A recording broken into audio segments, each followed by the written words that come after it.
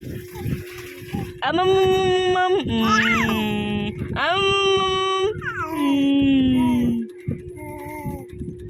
Ako yung bag niyo.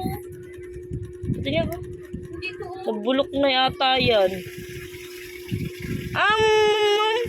Punta ka na ba, Tobe? Di ba nalagay ito dyan? Alin? Itong bag? Ewan kaya ba? Siguro ano yan, nahulog dito tapos nalaban niya siguro. Tapos di niya nagawa.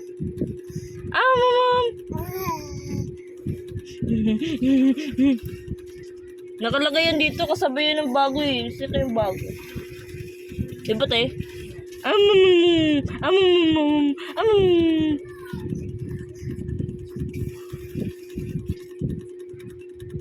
Grabing gilagid yan. Oh. Oh.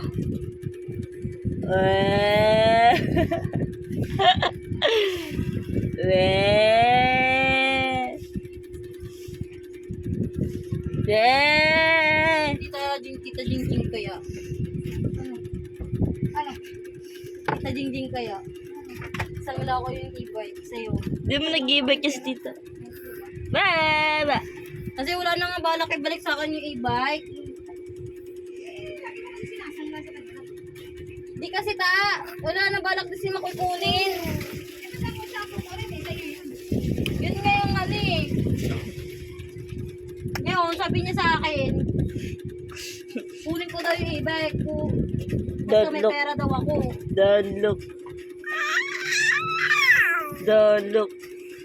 Buti na magsaring ako maaga. Kanina. Bakit? Doon kumain si Negray. Sandok doon. Ay, we! Oo, tapos ginaya niya yung kumain din. Tik na yan. Si Kainan. Ano yan? Kamay na yan. Nakuha niya yung cellphone, yung ilaw. Ano yan? Sa tukan. Gulat! Oo, hindi sa ilaw, gagi. Sa boses mo talaga yun. Sa ilaw! Tingnan mo. Si Bolok to, pinatunggalan ng ano yun eh, yes eh.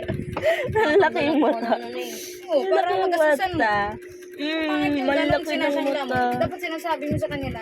Sinangla ko lang sa inyo itong mura. Baka sila tanggal-tanggal. Ano lang kasi kila ate Kakay. Nasa atin eh. Hindi naman tingin niya. Ang laki ng ano dun eh. Binastos na eh. 8K. Yung ano doon, yung kinuha kay Papa Boy tapos dalawang hulog sa ano. Ganun nga gagawin yan. Kasi 10,000 yun. Sisirain yan na yan hanggang gumastos ka ng malaki. Ano, Alden? Kaya nga mahirap magsangla. Ate, tira mo na tayo. Gula mo tayo.